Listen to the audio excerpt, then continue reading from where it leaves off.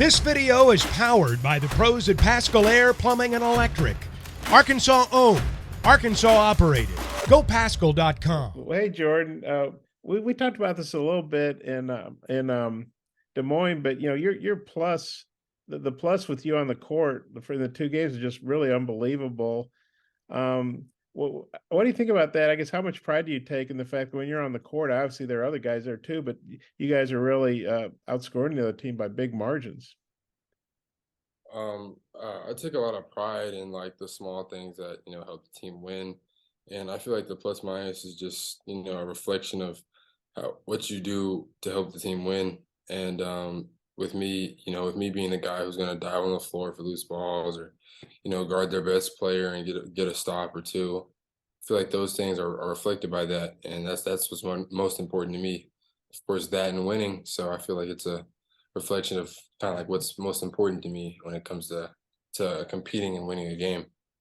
Now, I was talking to Anthony, I guess, after the game the other day, and he mentioned maybe your role hasn't been exactly what you envisioned. I'm sure when you come in as a McDonald's All-American, wherever you are, whoever you are, you probably think, well, I'm going to score a bunch and do all this stuff I did in high school. It doesn't always work out that way.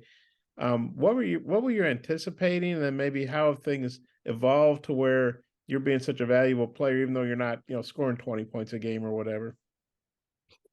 Coming into college, as McDonald's All-American, most people think like the way you just said, I want to go out and score 20 points and get 10 assists and 12 rebounds.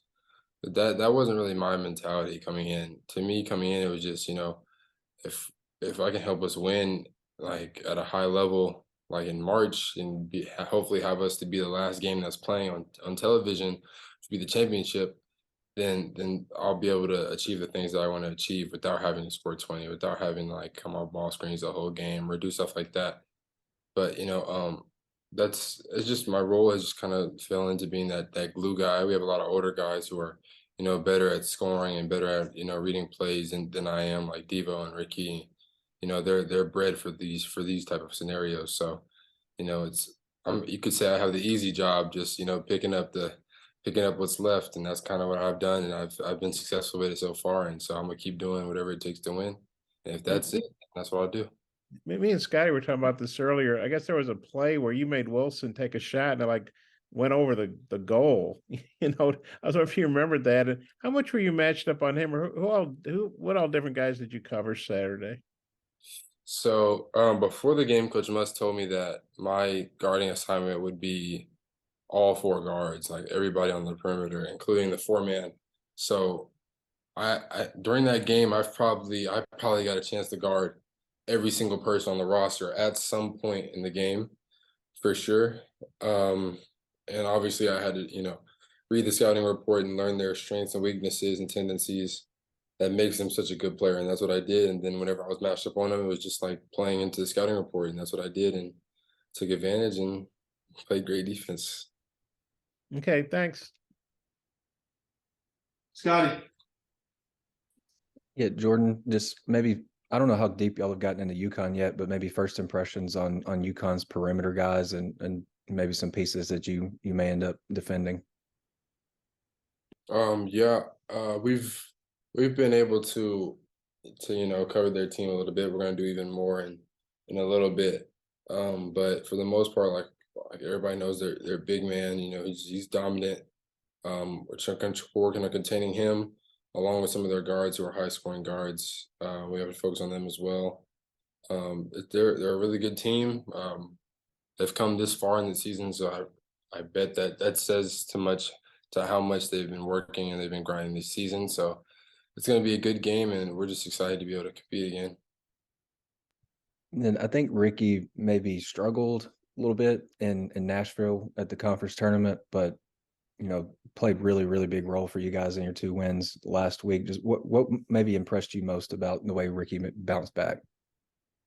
It's just what impressed me was that he did bounce back, and he never let his confidence be wavered just because he had a couple of bad games. He played the best of his ability. Obviously, some games do not go as planned, but now that we're in the big lights and we're in the tournament, we're getting deeper and deeper. He's playing better and better. So I feel like that says a lot about his character and about his mentality and the way that he approaches the game. Hutch? Jordan, I'm curious how does your confidence now compare to maybe at the beginning of the year and maybe in the middle of the year where you were, had a little bit of struggles there in the middle of the season?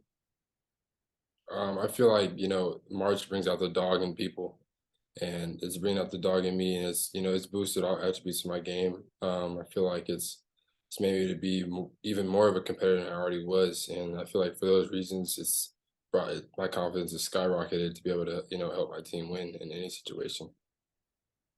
And I know you fouled out the other day, but it was after you played like 33, 34 minutes. What's the key to playing now without fouling? Like, what's the key to staying on the floor for you? It's just a mentality of, keeping in mind the small things that I used to do that fouls. It would be a lot of just ticky-tack on-ball stuff or even off-ball stuff. It would just be small stuff like me putting my hand on somebody once they start driving, just small stuff like that I had to, get out of my routine and break that habit so that I'll be able to stay on the court longer and help my team longer. Bob, you got a follow-up? Yeah, I do, if that's okay. Jordan, I meant to ask you this the other day and I forgot. I'm getting so old, I forget things. But the play where Ricky hit the free throw, then he missed it with like 20 seconds left, and then he credited you with tipping the ball. I think it went off Wilson, then you tipped the ball to him. And of course, that didn't show up in the box score, tipped ball to teammate for crucial free throws or whatever. But what do you remember about that play? And that just, to me, typifies stuff you do that, are winning plays. What's crazy about that play was I wasn't even about to like spin off of him and go that way until I talked to Kamani.